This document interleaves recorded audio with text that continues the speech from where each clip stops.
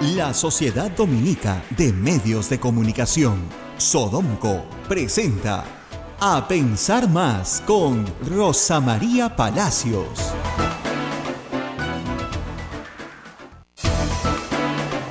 Señoras y señores, muy buenos días, bienvenidos a Pensar Más con Rosa María Palacios a través de las emisoras de la Sociedad Dominica de Medios de Comunicación. Lima nos escucha a través de Radio Santa Rosa, Chimbote nos está escuchando a través de Radio Santo Domingo. Saludamos a Arequipa a través de Radio San Martín, Cusco, Radio Veritas, Ucayali, Radio Cepagua, La Convención, Radio Quillabamba, Puerto Maldonado, Radio Madre de Dios. En Huánuco nos escuchan a través de Radio Huánuco, Ayacucho, Radio La Voz de Ayacucho, Puno, Radio Pública, Ancash, Radio Moro, Huancayo, Radio Cumbre, la radio del Arzobispado de Huancayo, Satipo, Radio Milenio, Apumaqui Estéreo, AM Tagua nos pone en todo el Perú y también en Madre de Dios por televisión.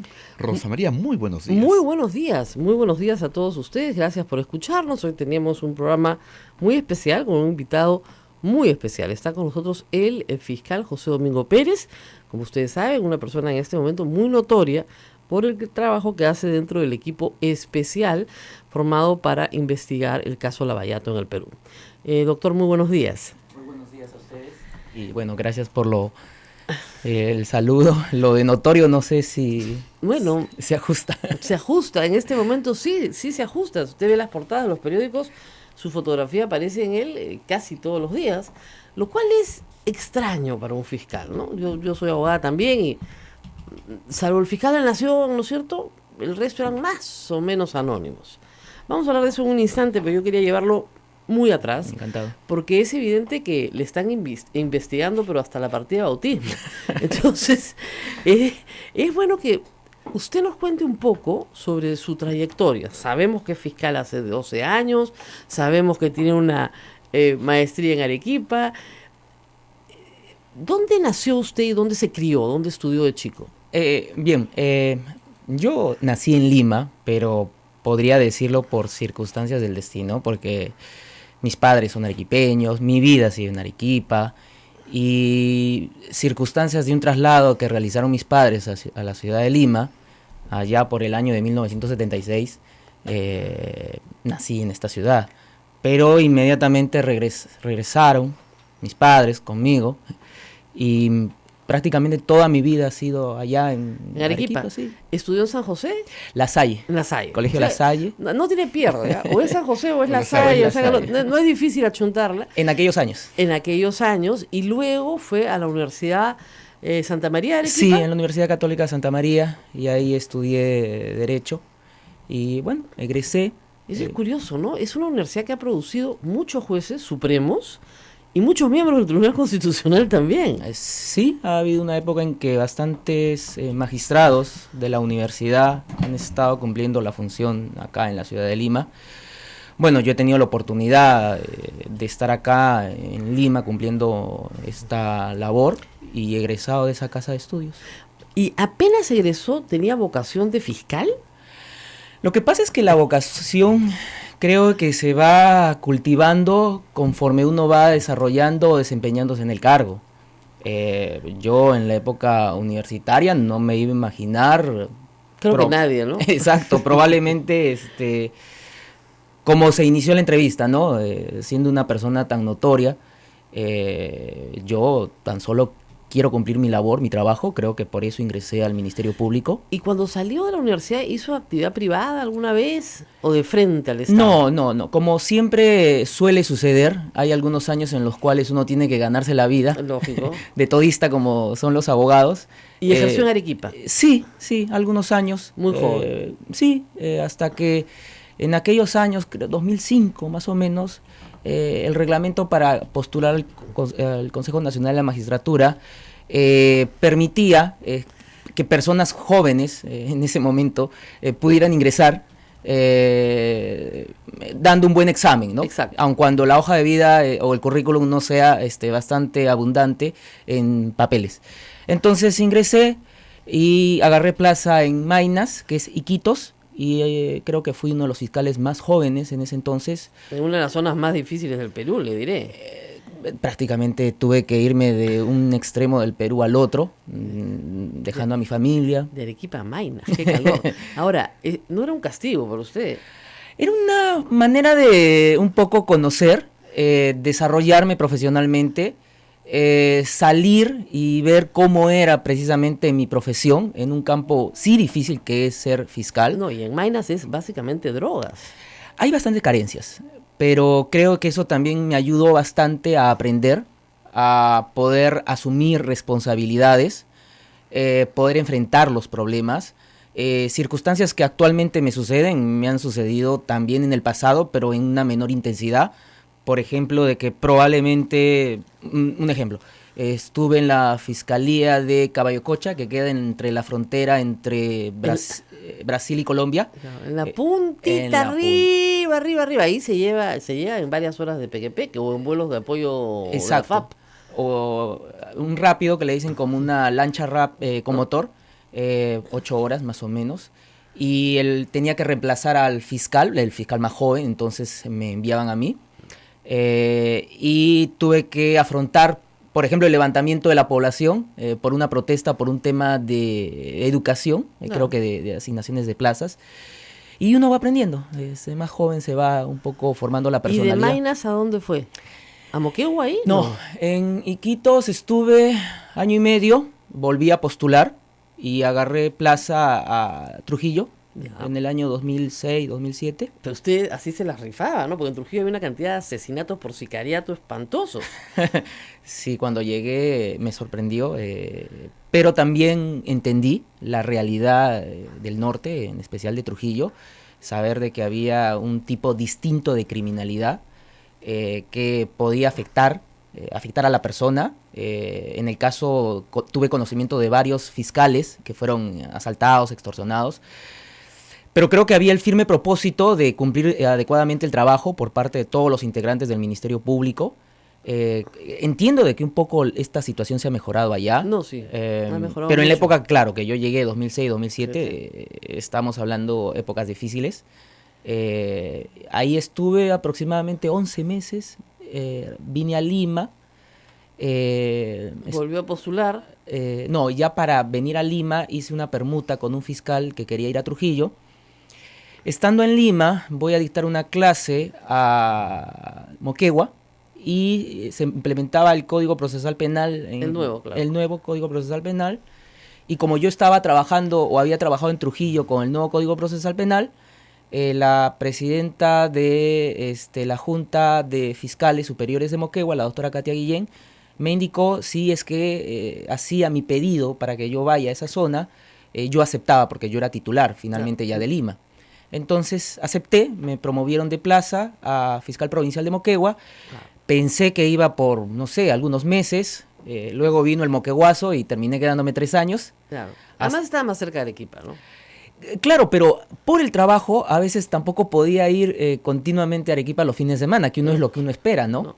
Y me quedé en Moquegua 3 años hasta que hubo la necesidad de que mi traslado nuevamente sea para la ciudad de Lima, porque se implementó para delitos de corrupción de funcionarios el nuevo Código Procesal Penal. Claro.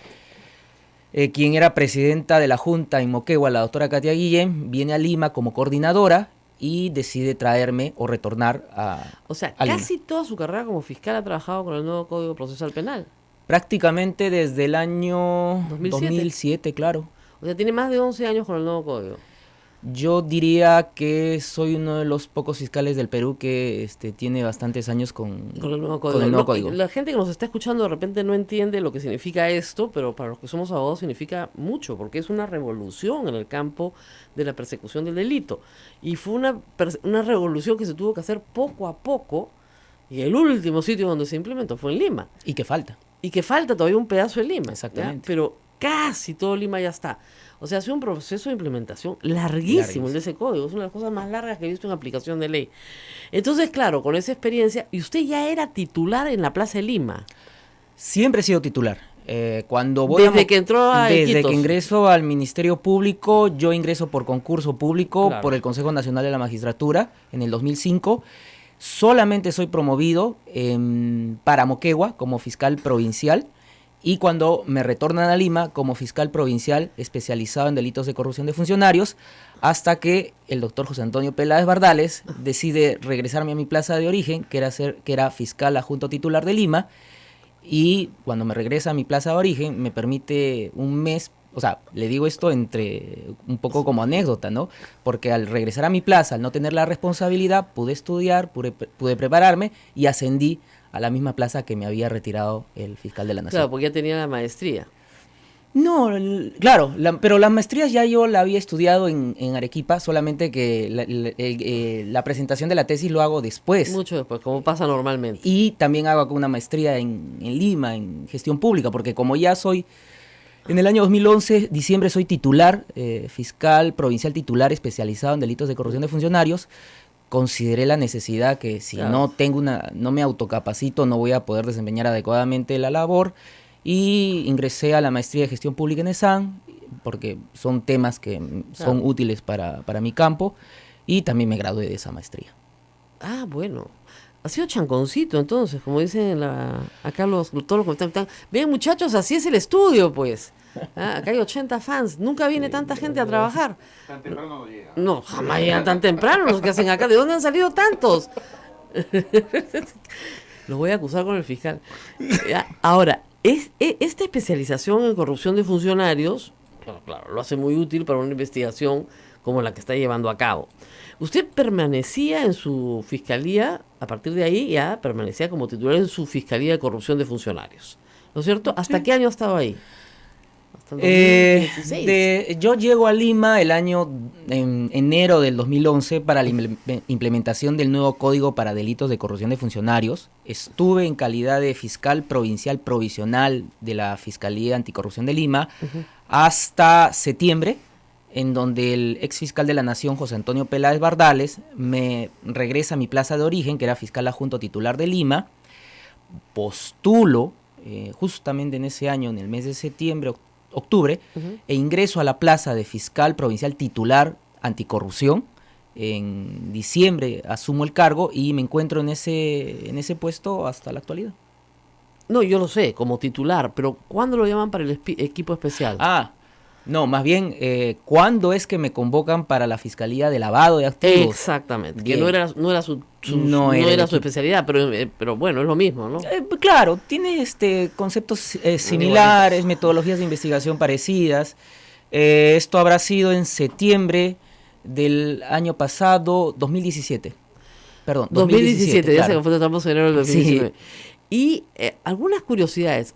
Su periodo en Moquegua casi coincide con el periodo del gobernador entonces Vizcarra. No, eso sí debo corregir, porque todo el tiempo que he estado en Moquegua, el señor Martín Vizcarra fue decano del Colegio de Ingenieros, no tuvo un cargo público, más bien cuando... Perdón. Sí.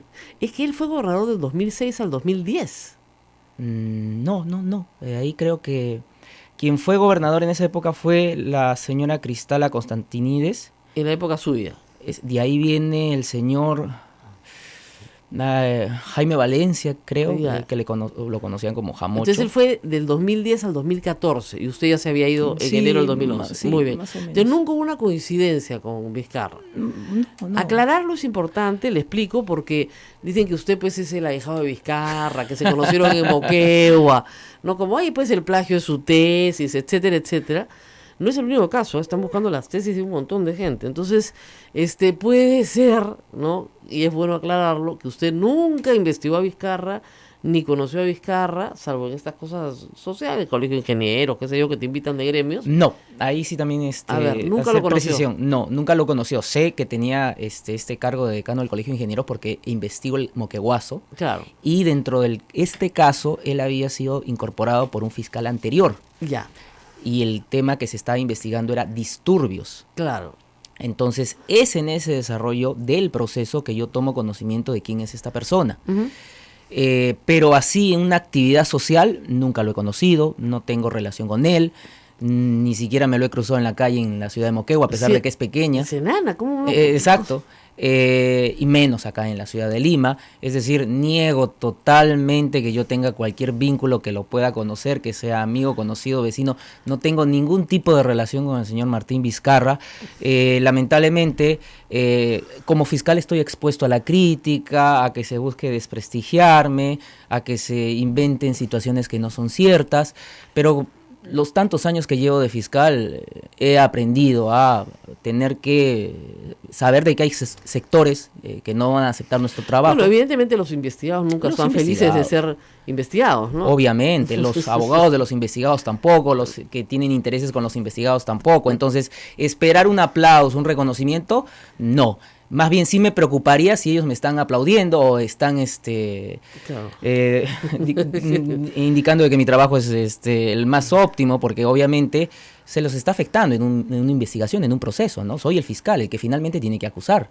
Claro. Entonces... Ahora, ahí los fiscales que integran el equipo son, en verdad, gente muy honesta y muy valiente, pero no infalible, ¿no es cierto? Obviamente. No infalible. A veces el público se confunde, ¿no? Entonces dice, bueno, como es honesto y valiente, y en este país no hay muchos, es infalible también.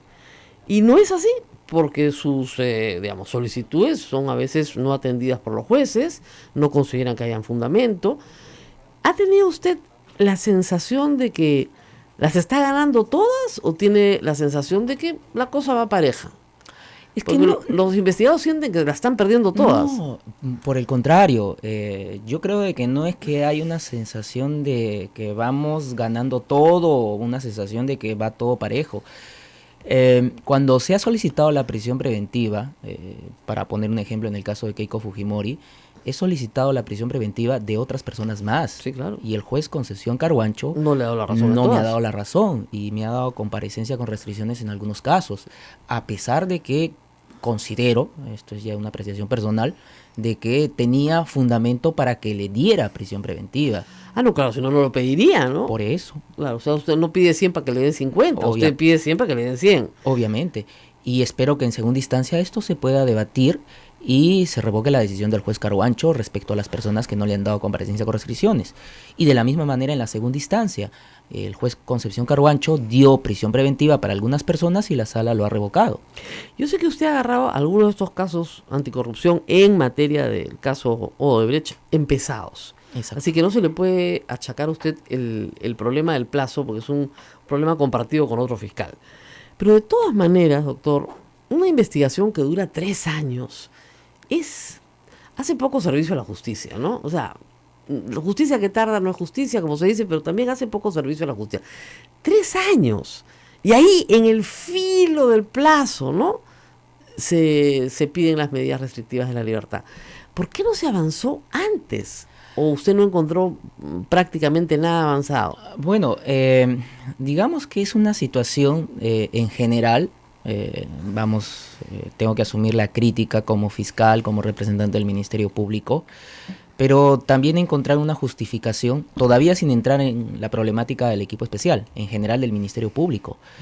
Como parte del sector público, los recursos son escasos. Sí, claro. No hay personal, no están los equipos adecuados, el apoyo correspondiente. Es decir, que el fiscal, y se lo digo porque yo he estado en distintas partes del Perú, en donde he tenido que, como se dice coloquialmente, vérmelas con la mía, o sea, claro, ver cómo notificaba una persona, cómo traía un testigo, cómo lograba recabar una diligencia. Claro. Entonces son circunstancias bastante difíciles que los colegas fiscales en provincia lo tienen que sufrir. Pero piense un momento desde el punto de vista del acusado, ¿no? Que todavía no está acusado, el investigado.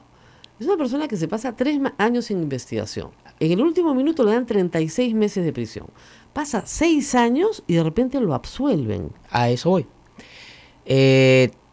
Estos plazos largos son para investigaciones que están sujetas a crimen organizado. Yo lo sé. Claro. Entonces estamos hablando de que en su mayoría se concentran en la ciudad de Lima, ya sea en las fiscalías especializadas de crimen organizado, las fiscalías de corrupción de funcionarios que ven crimen organizado e igualmente las fiscalías de lavado de activos en crimen organizado. Y ahora el equipo especial. El equipo especial ha iniciado su labor como tal finales de diciembre del 2016, es decir, no estamos hablando de un plazo tan largo de la investigación. Tal vez a lo que usted se hace referencia son a esas investigaciones que se han ido recogiendo de otros sistemas de lavado de activos, por ejemplo, y que han llegado finalmente al equipo especial. Así Entonces, ese plazo de investigación no es algo que nosotros hemos conducido. obviamente sí nos llama la atención para poder darle una mayor celeridad. Y en ese caso, por ejemplo, está la investigación de Keiko Fujimori. Claro, o lo de los Humala, que yo sé que no le toca a usted, pero esa no es suya. Exacto. Pero, si no es el fiscal Juárez, pero, digamos, 3 años investigando a una persona y cuando está a punto de vencer su plazo, ya estaba ahí en el ampay me salvo, le ponen 36 meses de prisión. Y parece la prisión preventiva, en este caso, una condena adelantada. Pero mire usted, hay algunos aspectos que tenemos que valorar por qué se han dictado prisiones preventivas. Y en algunos aspectos no necesariamente es el peligro de fuga, es decir, que la persona se vaya a ir del país, sino que hay un peligro de obstaculización grave. Que en el caso de Keiko Fujimori ha quedado probado. Y además se lo han ratificado en la superior. Le descalifican el peligro de fuga, pero esa obstrucción de la justicia con una serie de actos que se desarrollan en distintos escenarios, yo creo que han quedado probados. Y conocer y escuchar a testigos, aportantes, o sea, situaciones que yo he dado a conocer en las audiencias. Por eso lo digo ahora, porque han sido audiencias públicas en las cuales... Con alto rating de Justicia TV. Parece Netflix, Justicia TV ahora.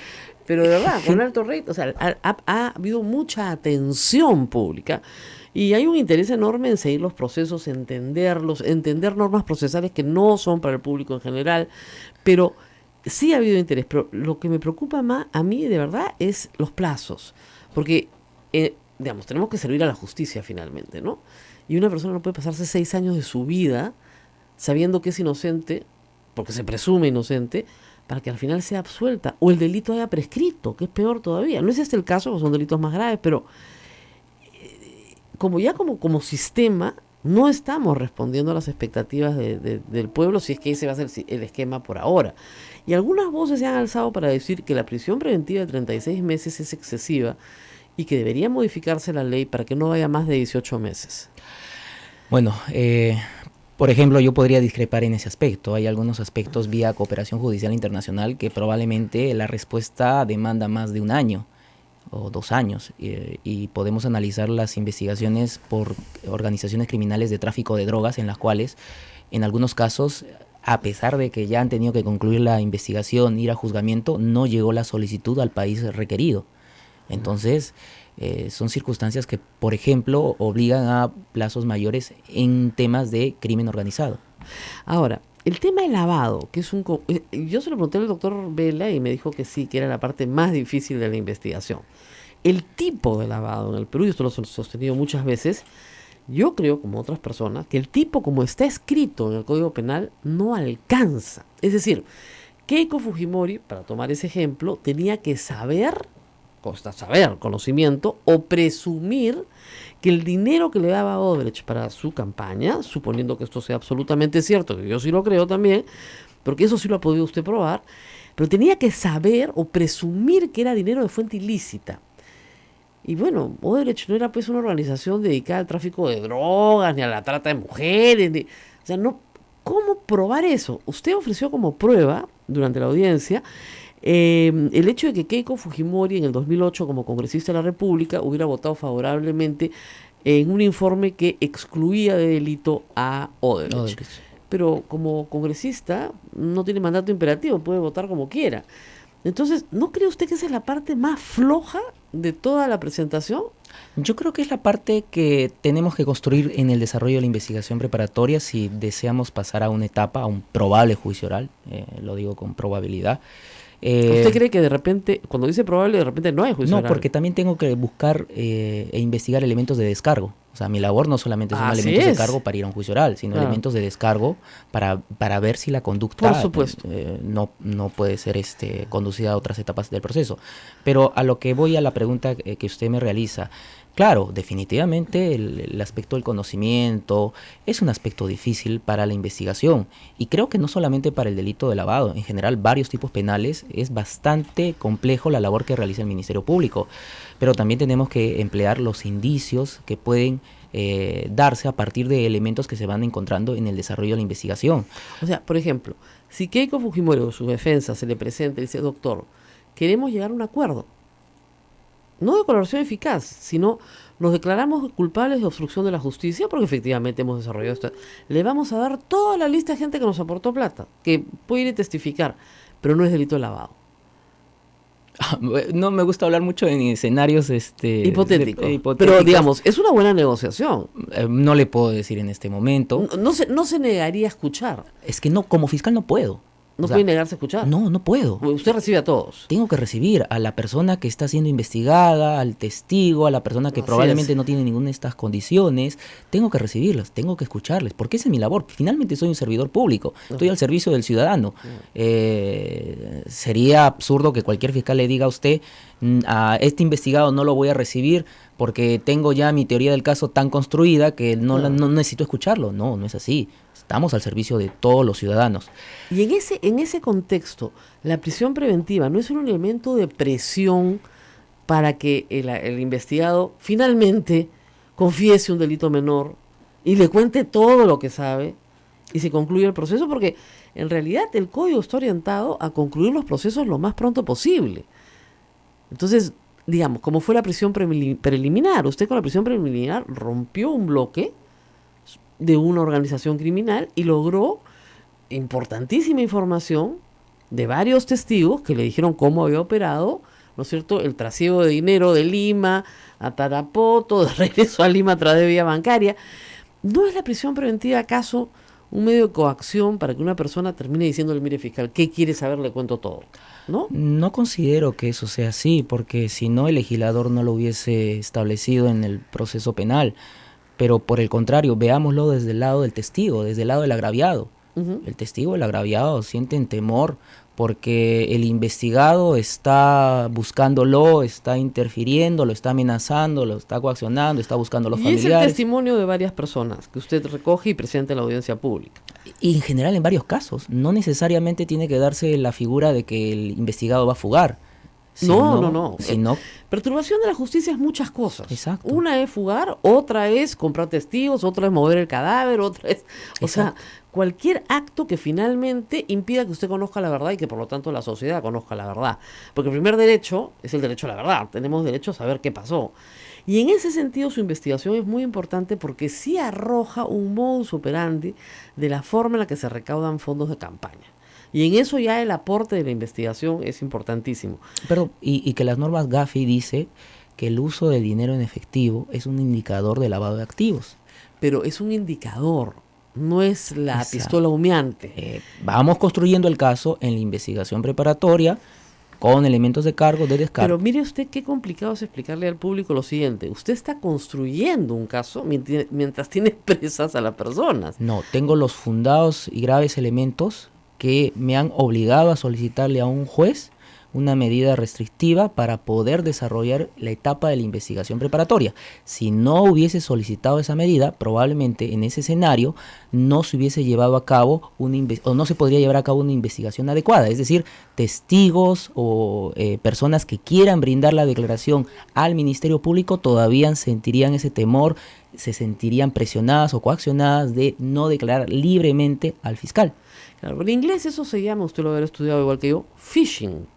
Es decir, está saliendo de pesca. No. A ver, claro, ese es el problema. Y el phishing está prohibido. No, el phishing o la pesquisa, si le queremos dar un término técnico acá en el Perú, esto se puede desarrollar en la etapa de la investigación preliminar, es decir, en donde se recibe la denuncia y el fiscal tiene que realizar determinadas pesquisas con la policía. ¿A la libertad de la persona, que es lo más importante que tenemos? Es que estamos hablando de la etapa de la investigación preliminar. Sí. Cuando ya tenemos el caso y la imputación debida, es donde formalizamos la investigación preparatoria y solicitamos las medidas cautelares correspondientes. En el desarrollo de la investigación preparatoria lo que vamos a hacer es vamos a determinar los elementos que pueden sustentar este caso, de ser el caso, un juzgamiento. Y en eso nos encontramos. También estoy presto a que las partes investigadas me soliciten que realice actos de investigación para su teoría del caso. Claro. Ahora, nadie se mueva. ¿Ya? Nos vamos a Brasil en un ratito, pero primero tenemos que ir a la pausa. Volvemos.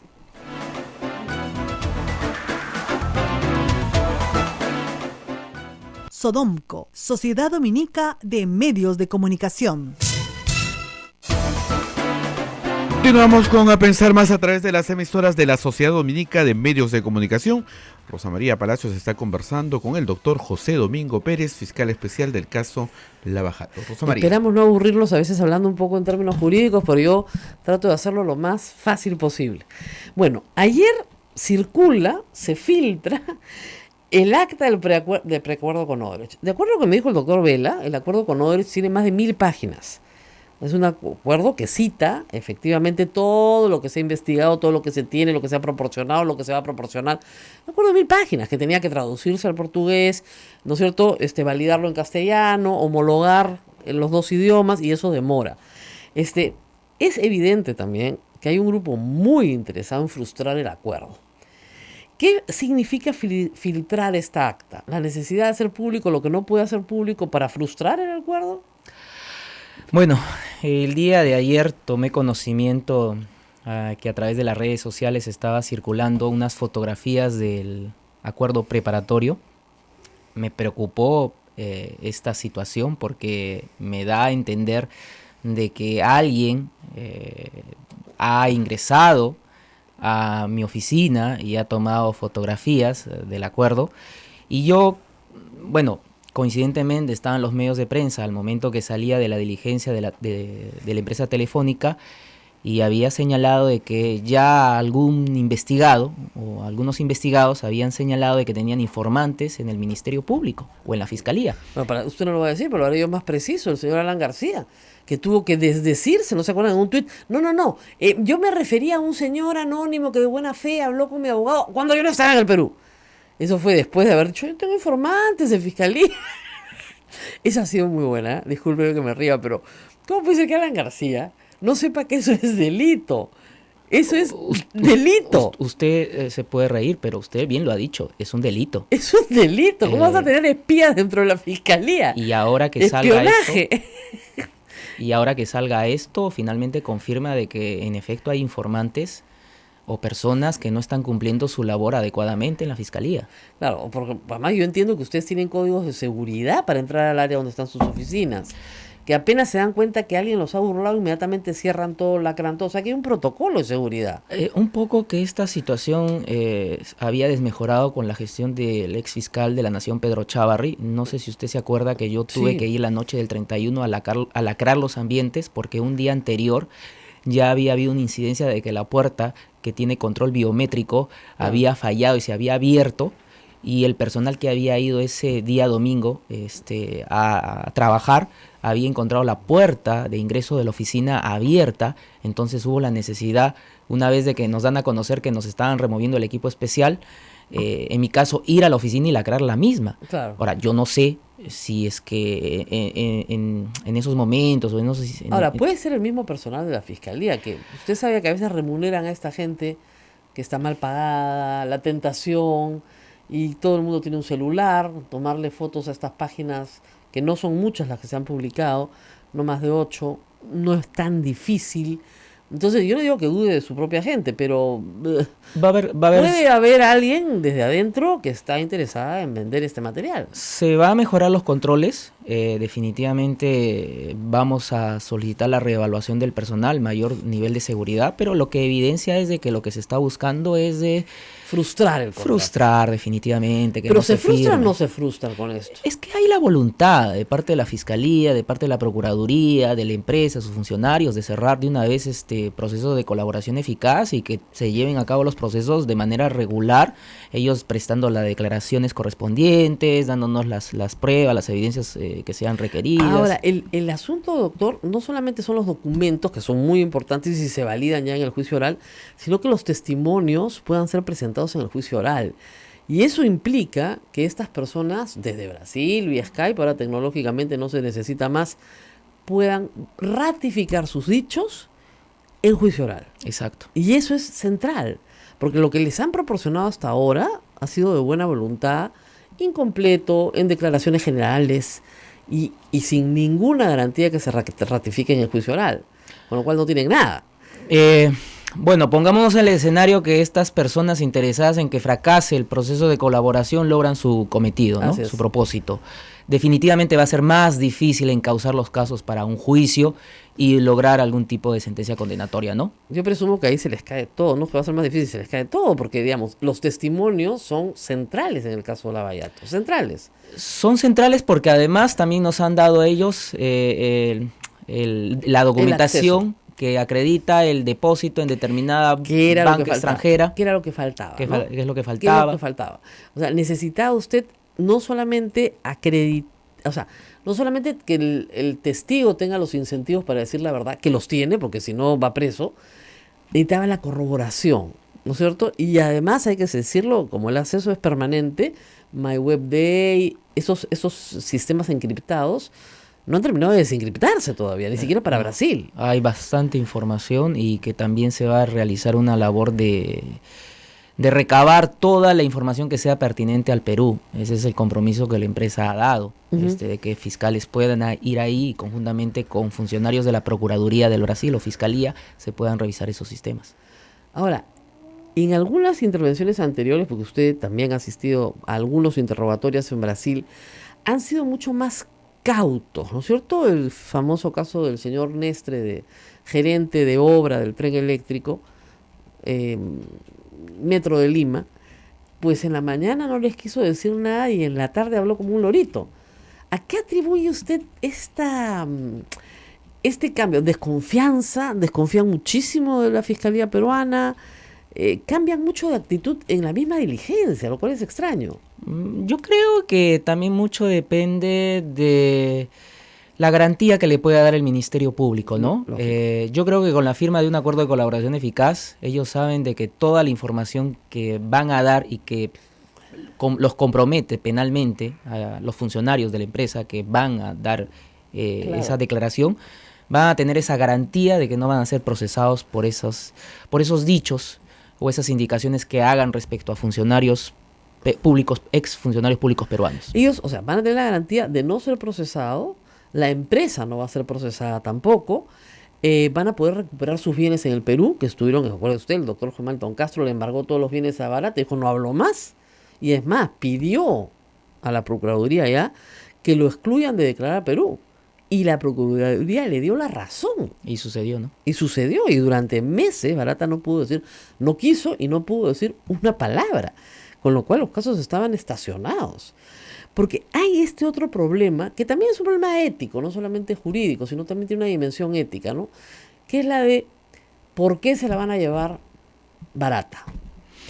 Es un problema ético que creo que ya también se arrastró luego del fujimorismo, Gracias. que justamente el doctor José Ugaz en su libro Caiga quien caiga hace esa alusión, ¿no? Cuando tuvo que tener este dilema, si es que acogía una colaboración eficaz a aquellas personas que iban a brindar información, pero se les iba a eximir de todo tipo de responsabilidad, pero con esa información se iba a lograr procesar a otras personas que habían cometido pero delitos. recuerde, doctor, que las reglas eran diferentes. En ese entonces sí había un juicio. Te bajaban la pena a una pena mínima o no efectiva, pero había condena. Los brasileños han exigido que no haya ni siquiera proceso contra ellos. Pero va a haber un control judicial, es decir, no es que el Ministerio Público con No, los funcionarios evidentemente, el acuerdo tiene que ser aprobado por el juez, pero lo que voy es que en el año 2000 había un juicio, o sea, la señora Pinchi Pinchi fue a juicio, no le pusieron condena efectiva, solamente el pago de la reparación civil. En otros casos les pusieron 4 años suspendida, o sea, había una condena. En este caso no hay proceso y no hay condena. Va a haber una sentencia de colaboración eficaz que la va a dictar el juez de la investigación preparatoria. En el mismo acto de la colaboración. En donde va a dar el beneficio correspondiente. Y ojo que este beneficio está condicionado al cumplimiento de los acuerdos del proceso de colaboración eficaz. Es decir, que si no hay ese cumplimiento, se revoca. ¿Es el mismo modelo que Brasil? Porque Marcelo estuvo 2 años preso, ¿ah? O sea, sí le pusieron una condena. Lo que pasa es de que también tenemos que ver el momento en que esto se desarrolla. Estos funcionarios brasileños ya de por sí están siendo procesados en su país. Así es. y atendiendo a de que no puede haber un doble procesamiento de la conducta por la cual ellos ya han sido o están siendo procesados, lo veo bastante difícil que, por ejemplo, podamos extraditar a un ciudadano brasileño porque su propia constitución lo prohíbe. Entonces, yo creo que un convenio de colaboración eficaz, un acuerdo de colaboración eficaz en donde ellos mismos se están obligando a cumplir con la justicia peruana y que lo están haciendo, porque durante todo este tiempo lo han venido realizando y en otros países también, nos asegura de que a nuestros corruptos, y eso lo pongo entre comillas para que nadie se ofenda, puedan ser procesados adecuadamente. Ahora, el asunto también es el de la reparación civil, obviamente objetada. Es curioso, ¿no? Por políticos vinculados a justamente a los que están siendo investigados. Jorge del Castillo dice que es muy poca plata, ¿no? Para alguien que va... Y la otra es que no trabajen nunca más en el Perú. Usted les ha sacado la ley aprobada por este Congreso, que dice que si colaboran pueden seguir trabajando. Bueno, eso lo dice la ley, ¿no? Eso dice la ley aprobada por este Congreso, ¿ah? No por el señor fiscal ni por nadie más. Pero de todos modos, eso tiene que tener una racionalidad. O sea, yo entiendo el sentimiento del presidente y de mucha gente que dice que estos no vuelvan nunca, o que no participen en ningún concurso público nunca más en su vida, porque están completamente desprestigiados y han hecho mucho daño. Pero por el otro lado está el derecho a saber la verdad. Yo creo que prima el derecho a saber la verdad, pero... Bueno, la información que ellos van a dar, ¿no? Y que van a poder procesar todos los casos. Y creo que ese es el firme propósito del Ministerio Público. Yo creo que, como usted bien lo dice, determinados sectores que están siendo muy críticos porque se ha dado a conocer el acuerdo preparatorio, tienen un interés. Y el interés es de que no se lleve con éxito la finalización de este acuerdo y que no continúe el procesamiento. Claro, y ahí termine. Y ahí termine, y una impunidad que va a ser lamentable en el desarrollo de todos estos casos. Y este tema de Telefónica, tenemos que tocar también no solo el pasado, sino la actualidad.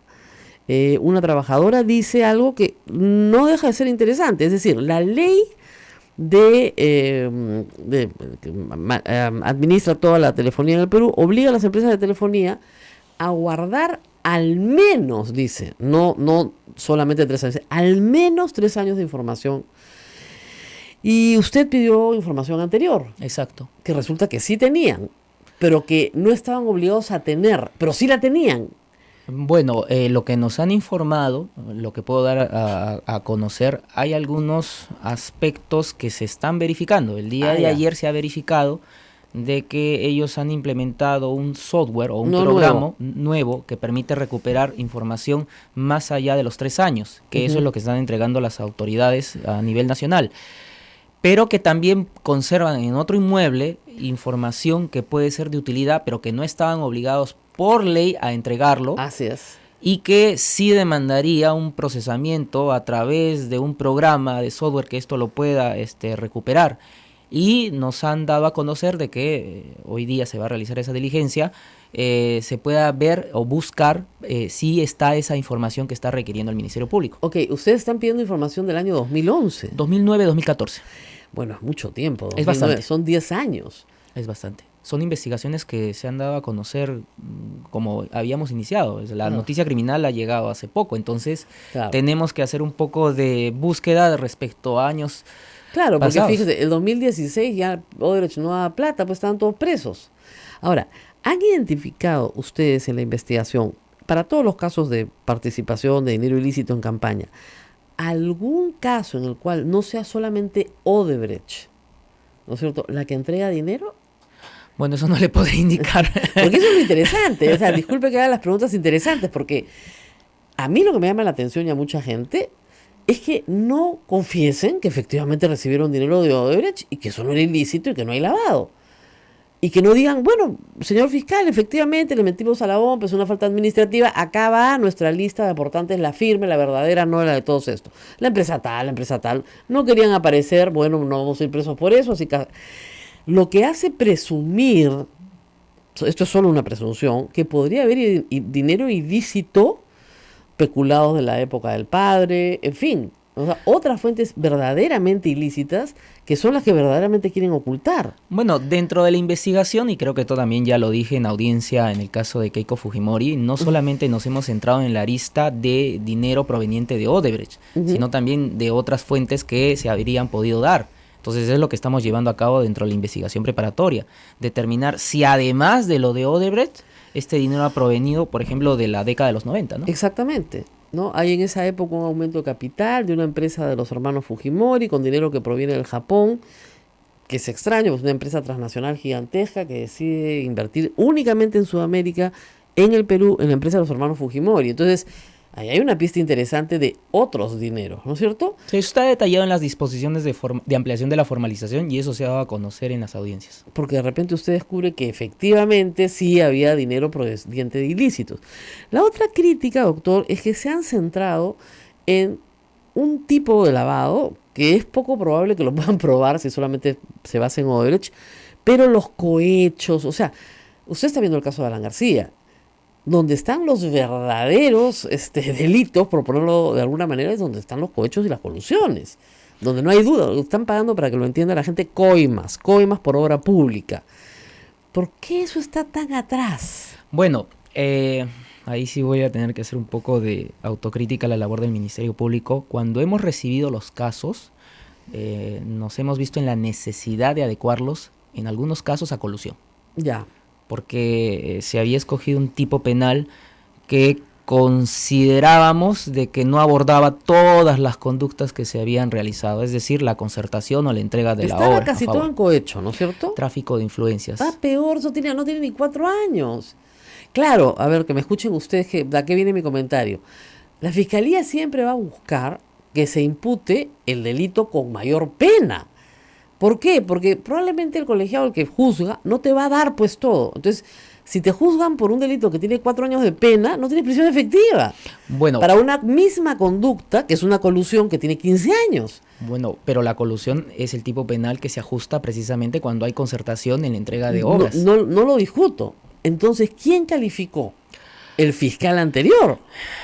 Bueno, es una crítica que creo que se puede realizar, ¿no? Porque usted me hace la pregunta, ¿por qué hay algunas calificaciones cuando el tipo penal que más se adecua es colusión? Pues yo le digo, si bien eso era así, lo que se ha dispuesto últimamente, desde el momento que hemos asumido el equipo especial, es adecuar los casos al tipo penal correcto. Discúlpeme, yo sé que no va a hablar mal de sus colegas, pero ¿no le parece un poco extraño que un fiscal confunda tráfico de influencias con colusión? Probablemente la información que contaba no era la suficiente a la que contamos ahora. Ya, es una respuesta bien diplomática para no descalificar al fiscal anterior. Pero de verdad, pues, o sea, eso lo aprendes pues en, ¿qué? Segundo ciclo de penal, cuando ves delitos. O sea, ¿qué cosa es una colusión y qué es un tráfico de influencias? Si no lo puedes distinguir, te jalan. No puede ser que hayan jalado a todos estos fiscales en la universidad. Ese tipo de cosas son las que, digamos, llaman la atención de este proceso y la falta de impulso, de proactividad en esos casos. El caso de Alan García es el último que se ha visto. Bueno, pero... Con penas restrictivas de la libertad. Bueno, en esos casos sí se ha dado un impulso, en general todos los casos que tengo, y se había solicitado la medida de impedimento de salida del país del investigado Alan García Pérez. No se le esperaba, creo. Bueno, no sé si se lo esperaba o no. La situación es que él se adhirió al pedido, estuvo conforme. Digo, se allanaba. Y a las 3 horas estaba pidiendo asilo político en Uruguay. Se allanaba, que nada más orgulloso de estar en su país, una cosa espantosa. Pero bueno, dejemos a Alan García, porque ya vamos a hablar bastante de él cuando venga la información de Brasil, de eso estoy segura. Usted también tiene el caso de Pedro Pablo Kuczynski. En efecto. En efecto. ¿Ahí no es prescrito todo por la edad? Porque fíjese, tiene más de 80, después de 75 el plazo se reduce a la mitad, el plazo de prescripción. Los delitos son del 2006, que pueden ser tráfico de influencia y negociación incompatible. A estas alturas no hay nada. Bueno, ahí también está procesado por lavado de activos. ¿Pero de dónde? Pero eso es bien forzar el tipo. No es forzar el tipo porque los elementos que nos permiten determinar a nivel de la etapa de la investigación preliminar, quiero que me entienda, es decir, la primera etapa del proceso, imputar el delito de lavado de activos. Bueno, la defensa es una defensa proactiva y no ha hecho mayor cuestionamiento a la calificación que ha realizado el Ministerio Público. Incluso tiene una medida de impedimento de salida del país. Evidentemente, y es necesaria, pero a lo que voy es que me parece que a veces tiran el anzuelo a ver qué pica. No, no es así tanto. Tenemos que hacer las calificaciones de acuerdo a la denuncia que nos llega. Claro. Y como usted bien se ha dado cuenta, los tipos penales recurrentes en estas conductas de la corrupción que se ha dado son o colusiones, algún otro delito menor a la colusión y lavado de activos, porque finalmente es el efecto, la ganancia que ellos que se han tenido producto del soborno. Entonces, no, pues es que el lavado es al revés. El lavado es tú recibes y tienes que presumir que el que te da tiene una ganancia ilícita, que te la está dando para transformarla, ocultarla. Los verbos ahí son varios. Pero ¿con qué ánimo, doctor? ¿Con que ese mafioso a tiempo completo reciba un beneficio? Porque el testa que se queda con la plata amanece con un tiro en la cabeza. Entonces, tarde o temprano, tiene que devolver. Caso Toledo, perfecto. ¿Quién es ahí el testa? Maiman, recibe, Maiman lava, vuelve a meter en la economía, la mete a través de varios actos de ocultamiento y regresa al Perú. Pero en ese caso, ¿en qué etapa está? Preparatoria. Sí, pues. Los demás están en investigación preliminar. Que es un desastre. Eso estamos indagando. No, yo como le pregunté al doctor Vera también, miren, al señor Humala y a su esposa lograron su libertad en mayo del año pasado. Desde diciembre del año pasado, o sea, no, del año antepasado, desde el 2017, presos desde julio, la Fiscalía decía, ya estamos listos para acusar. Y seguimos esperando. Entonces, uno no puede tener una persona, cualquier persona, hasta el peor de los delincuentes, un año sentado esperando su acusación. O sea, eso es lo que es difícil de entender. Entonces, ahí se tiene que mejorar. Yo sé que con estas declaraciones de Odebrecht van a cerrar muchísimos casos y van a venir las acusaciones, pero lo que no puede ser es que, digamos, se perciba que esto dura años de años de años. ¿Por qué? Porque estos, los notorios, digamos, son políticos. Y lo que van a decir es que la Fiscalía tiene una opción política para que ellos desaparezcan de la política peruana y no puedan postular el 2021. Bueno, pero son apreciaciones políticas, finalmente. Eso, son pero apreciaciones que no se ajustan a la realidad. Hemos salido de un periodo un poco turbulento de Pedro Chávarri, que ha habido un retraso en el desarrollo de las investigaciones que se han llevado a cabo en el equipo especial por falta de apoyo o el compromiso que tiene que asumir el fiscal de la Nación con los fiscales del equipo especial.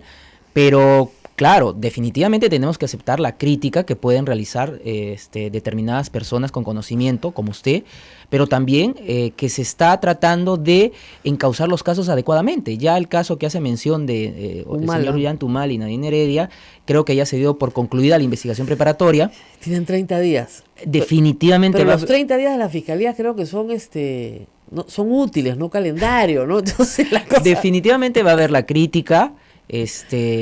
Si es que se interpreta días hábiles, días calendarios, la defensa de seguro también va a interponer algún tipo de acción, pero a lo que quiero que me entienda es, finalmente ya el caso se va a encauzar. Espero. Y este caso ya... Ahora, ¿qué pasa si llegan y el juez les dice no hay mérito para la acusación? Bueno, es parte también de la estrategia que imagino que la defensa va a plantear, ¿no? Claro. Cuestionar la acusación, de ser el caso, del Ministerio Público. Claro, y esa calificación la tiene que hacer el mismo juez de investigación preparatoria. Para pasar a juicio, sí. Sí, entonces, ¿a quién le va a tocar? Carhuancho de nuevo. Por eso Al todo el mundo- juez Concepción Carhuancho. Por eso lo recusan todo, porque muchos de ustedes que me están escuchando creen que solamente resuelve las solicitudes de medidas restrictivas de la libertad. No, es el que califica si hay mérito o no para juicio oral.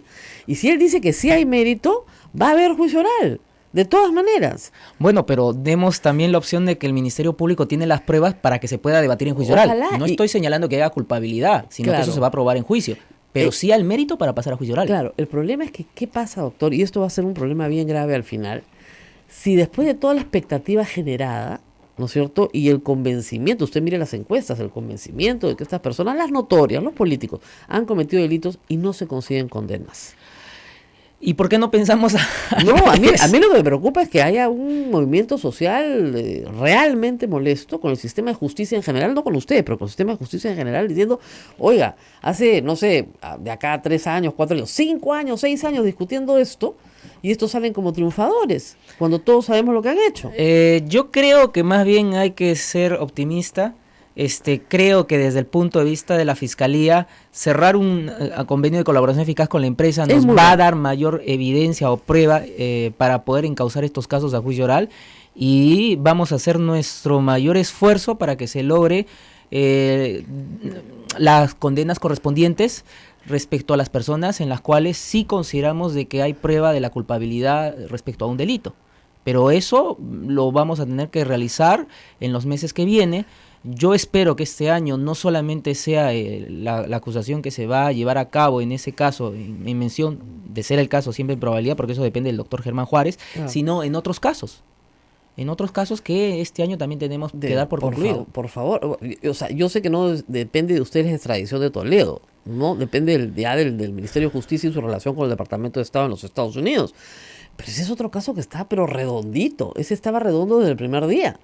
Entonces, ese caso no hay discusión, ¿no? Y yo tampoco no entiendo por qué no pasamos de la fase preliminar en el caso de Alan García, ¿ok? No, deberíamos pasar de la fase preliminar a la fase preparatoria. Y ese sí le toca a usted, doctor. Sí, y ya lo aseguramos al señor investigado Alan García Pérez para el proceso.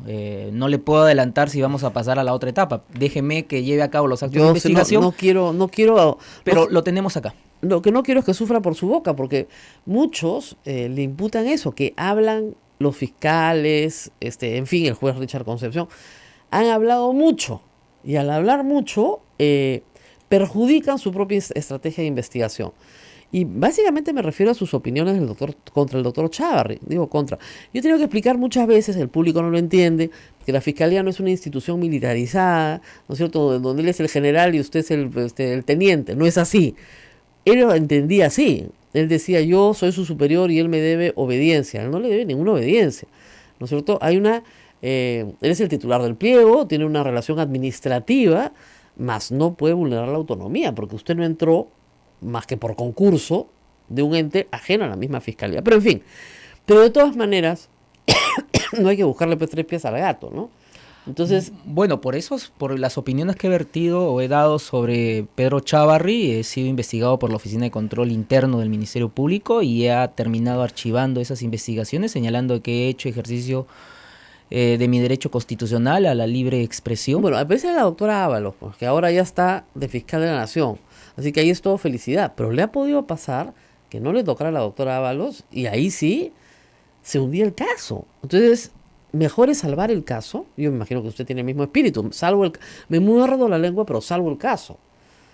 Bueno, acuérdese que en audiencias públicas, en el caso de Keiko Fujimori, tuve que decir la participación que ha tenido Pedro Chávarri con este grupo, con el grupo investigado. No, ahí no había discusión. Pero usted salió afuera, furioso, ahora está sonriendo por si acaso, furioso, y dijo que después de haberlo escuchado, la presencia de Chávarri en la fiscalía era inaceptable. Estoy parafraseando. Hice una exhortación. Una exhortación a que se largue, más o menos, ¿ya? Entonces, yo lo estoy traduciendo de español popular para que lo entiendan. Entonces, claro, yo entiendo su molestia. Y además habían una serie de hechos internos que no se conocían, como que no le quitaron a su adjunta, le comenzaron a quitar una serie de facilidades para su trabajo. Lo trataban como fiscal de ahí de Mayna, después no tenían ni para la gasolina. Entonces, claro, todo el mundo se molesta. Pero era evidente que había un acoso por parte de Chávarri contra ustedes. Yo lo hago salvando distancias, ¿no? ¿Qué hubiese pasado con un fiscal en la época de Blanca Nelida Colán? No, usted estaría ahorita buscando trabajo en una oficina de abogados. ¿O podía un fiscal en esa época levantar su voz contra lo que estaba sucediendo? No podía. Los fiscales del Santa, cuando estaba la gestión de José Antonio Peláez Bardales, ¿qué tuvieron que hacer en ese momento? Hemos visto que a nivel... Algunos murieron. Por eso le digo, no podemos los fiscales mantenernos callados cuando hay arbitrariedades en nuestra institución. Claro. Bueno, fíjense, en Santa, al fiscal que estaba investigando a Álvarez lo cambiaron 10 veces. Ese caso lo estudiamos bastante con Daniel Llovera. 10 veces le cambiaron al fiscal. 10 veces.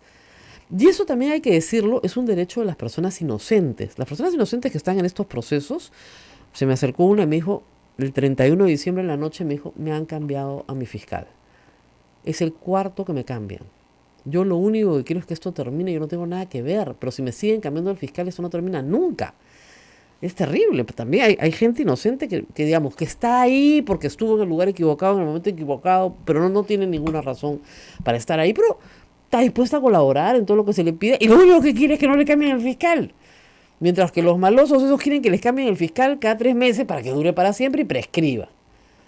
Porque eso es, o sea, si es tráfico de influencias, no tiene más de 4 años. Negociación incompatible 2, ya prescribió todo. Ahora, dicen que los fiscales justamente buscan los delitos con las penas más altas para que no les pongan la excepción de prescripción. Bueno, no lo puedo decir de parte del equipo especial, porque Claro. el equipo especial ya le ha indicado, más o menos es un patrón de conductas y que se califican por las conductas de lavado, colusión, Así es. que es más o menos lo que Pero vamos mire, determinando. pero a veces tienen buena suerte. Mire lo que ha pasado con Félix Moreno. Está prófugo, es verdad, pero lo estaban persiguiendo por otra cosa, por coimas en obra pública en el Callao, ¿no es cierto? Clarísimo, además fue uno de los primeros que el mismo Barata delata, y lo han metido preso por una venta subvalorada en el Fundo Kendo. Pero- 5 años. O sea, usted tiene ahí calma porque va a estar 5 años en Pero prisión. dese cuenta de que la fiscal Giovanna Mori del equipo especial pidió prisión preventiva. Y no se la, claro, y y la el- jueza no se la dio. Elizabeth Arias Quispe, que ahora va a ver el caso de Keiko Fujimori, no lo dio porque dijo de que no había peligro de fuga. Sí. Sin embargo, lo que estamos viendo ahora, que la persona está no habida, con orden de captura, prófugo de la justicia, entonces eso debe llamar también a la reflexión al Poder Judicial sobre las medidas que el Ministerio Público va solicitando y cuando estas no son negadas, cuáles son las consecuencias para el desarrollo luego Claro. de estos casos. Ahora, la jueza se va a inhibir, ¿no? Si la misma parte se lo pide. No le puedo hacer Claro, usted una no puede afirmación. adivinar, pero mire, si la misma parte está revelando una información que es importantísima, la doctora Loza ha dicho, yo he sido abogada de la jueza. Sí, pero acuérdese que el caso que está acumulado actualmente y lo tenía Richard Concepción Carhuancho, el juez, y ahora la doctora Elizabeth Arias Quispe, antes eran 3 casos. Claro. Y uno de ellos lo tuvo la doctora Elizabeth Arias Quispe. No, ella ya conoce, por supuesto. Y en ningún Eso momento... bastaría para que tenga que inhibirse. Pero ya que la parte de la defensa diga, yo he sido la abogada de la señora, y antes que nadie me lo saque, porque me lo van a descubrir, yo le pido que se inhiba. Porque claro, porque sabe que cuando se lo saquen va a ser un escandalazo, dice, de una vez. De una vez. Bueno, estamos esperando. No nos han notificado todavía respecto a a esa resolución en la cual ella declara... y ahí tendría que volverse a hacer el sorteo para elegir a otro juez, en tanto las acciones que está desarrollando el doctor Vela siguen su curso y pueden resultar favorables a Richard Concepción Carhuancho. Creo que favorable al debido proceso. Eso, muy bien. ¿Tenemos alguna pregunta del público? Porque hace rato que Abel mira, y yo siempre digo que cuando vienen personajes tan importantes, por lo menos una. A ver. El señor fiscal tiene aspiraciones políticas en el futuro. Muchos detractores dicen que él se va a lanzar al Congreso más adelante. Sería bueno que lo aclare para muchos. Pregunta Henry Allen. Gracias por la pregunta. Yo soy un fiscal de carrera. Tengo ya más de 14 años. Este año debí pasar ratificación con este Consejo Nacional de la Magistratura que ha sido defenestrado. Gracias a Dios. No postulé al ascenso con este consejo ya hace más de 2 años. No postuló. No, ya más o menos uno tiene referencia de quienes integraban este... No le puedo creer. Sí, hace 2 años he podido ascender yo a ser fiscal superior o juez superior, pero llevo conociendo temas anticorrupción desde el año 2011, es decir, Claro. Siempre hay personas que no van a estar contentas con mi trabajo y que finalmente ya conocíamos, en general todos los fiscales y jueces quienes integraban el Consejo Nacional de la Magistratura, ¿no? Y como soy magistrado de carrera, fiscal de carrera, no lo veo posible, no es una opción que yo maneje, ¿no? Definitivamente no echaría todos mis años de carrera para una aspiración política. Pero cuando concluya su carrera, pues a los 70, ahí tal vez, ¿no? A los 70 espero descansar, ya que no he logrado descansar todos estos últimos años. ¿Alguna otra pregunta? Bueno, y la mayoría son saludos, felicitaciones, apoyo. Tiene el respaldo de mucha gente. Y en Arequipa lo quieren mucho, ¿ah? No, gracias. Y eso también me permite hacer una aclaración. El trabajo es de todos, no solamente es mío. Yo he tenido que dar la cara en estas audiencias porque finalmente soy el fiscal provincial responsable de una oficina y porque tengo un grupo humano que me está colaborando día, noche y dándome todo el apoyo para poder llevar a cabo estos casos. Sin ellos no podría realizar nada. Nadie puede trabajar solo, verá toda la gente que está acá. Pero, la verdad, nunca viene tanta gente. Pero, ¿cómo se ríe todo? ¿Verdad? Pues nunca he visto tanta gente acá. Pero, en el caso de, digamos, de la organización del grupo especial, ¿va usted a contratar nuevamente o pedir la contratación, usted no contrata, de la adjunta que le sacó el señor Chávarri? Sí, se ha oficiado para que pueda ser reincorporada la doctora Erika Delgado. Ella era la fiscal que estaba viendo los casos de financiamiento de campañas, en este caso del partido aprista, de una manera imprevista, sin conocimiento del doctor Rafael Vela Barba. El doctor Pedro Chávarri, ex fiscal de la Nación, la retiró del puesto, no la ha reemplazado hasta este momento y obviamente hay una falencia respecto a estos casos, ¿no? Finalmente, ¿qué pensó usted cuando Chávarri lo designa para este puesto? ¿O qué pensaría Chávarri? No lo sé, pero ¿qué pensó usted? Yo ya lo he indicado en una entrevista justo a las semanas de que me designen el cargo. Yo no estaba de acuerdo. Yo presenté un oficio solicitando que me regresen a mi plaza de origen. Yo no pensaba trabajar en la gestión de Pedro Chávarri. Y ahí sí me dio bastante la solicitud del doctor Rafael Vela Barba, quien me dijo de que me aseguró de que iba a haber autonomía, respeto a nuestro trabajo como equipo especial, porque iba a solicitar la fusión tanto de los fiscales que estaban conociendo los casos en lavado con los del equipo especial en un solo grupo humano. Y bueno, el doctor Rafael Vela me brindó esa confianza y lo único que me quedó es confiar en que se iba a respetar el trabajo hasta que comenzaron los problemas. ¿No? Pero yo solicité, y ahí está el documento en la Secretaría General de la Fiscalía de la Nación, solicito regresar a mi plaza, una vez que el señor ex fiscal de la Nación, Pedro Chávarri, asumió el puesto. Esa no sé, sí lo ha dicho, pero nadie se acuerda de eso. ¿Eh? Es que finalmente soy fiscal titular. Claro, no, eso se le explica, eso es clarísimo, para que el público entienda. Nadie lo puede votar de la Fiscalía sin un proceso en la Junta Nacional de Justicia, que no existe. Antes en el CNM. Entonces, o sea, en este momento, si eres fiscal titular, ¿no es cierto? No provisional, pues te quedas en tu plaza de origen y se acabó el problema. A la que uno concursó. Además, a usted le gustaba esa plata. Que es el mismo tema de ahora, ¿no? Finalmente, es el mismo tema. Pero antes tenía que ver, pues, cositas, ¿no?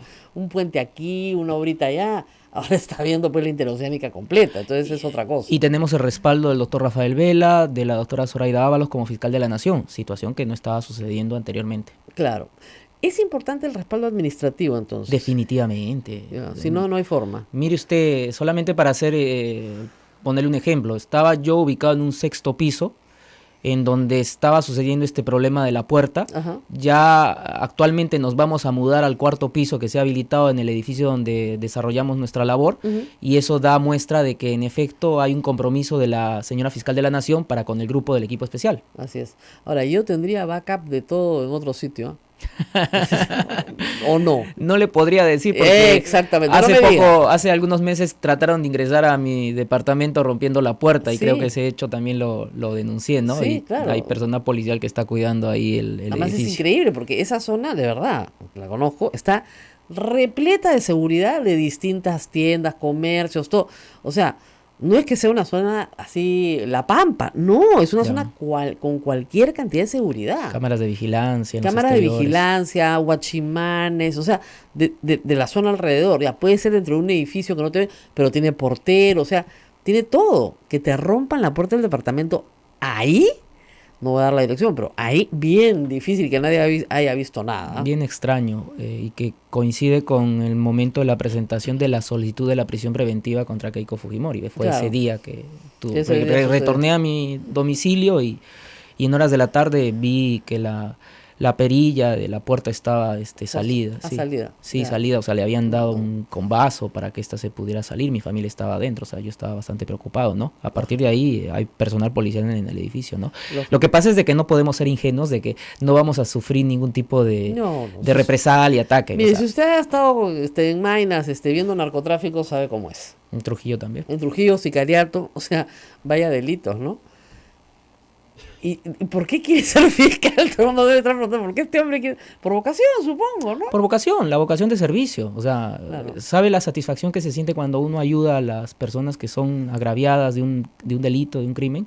Probablemente ahora en el puesto que estoy viendo estos delitos contra la administración pública, la representación del agraviado no se da en una persona, Claro. pero cuando estoy en distintas partes del país, en un robo, en un tema de violación, homicidio, violación. entonces uno siente la satisfacción de hacer justicia, tratar de hacer justicia, Tratar. ¿no? Porque siempre Pero tenemos que nunca tener... ha tenido vocación de juez.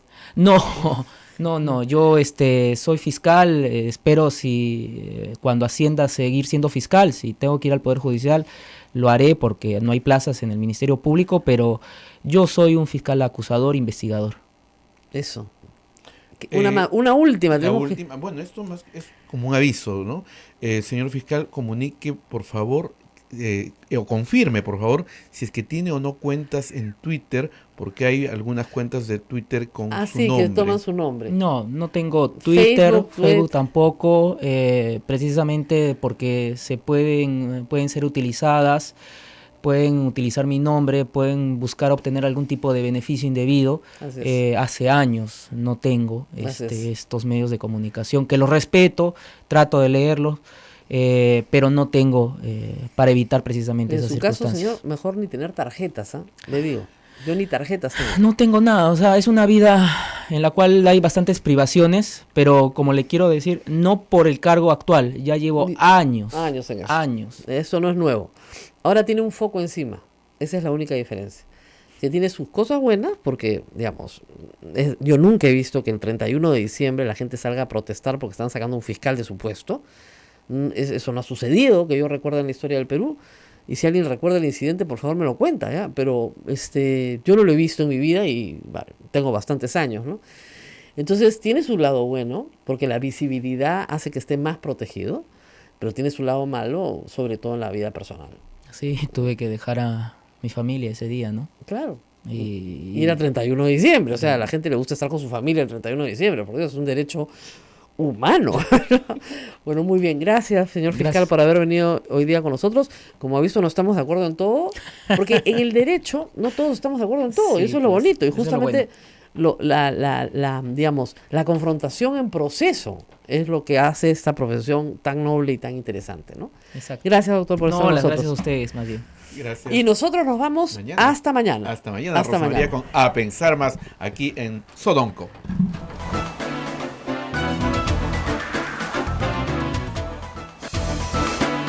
Hasta aquí, A Pensar Más con Rosa María Palacios. Este programa fue producido por la Sociedad Dominica de Medios de Comunicación, Sodomco.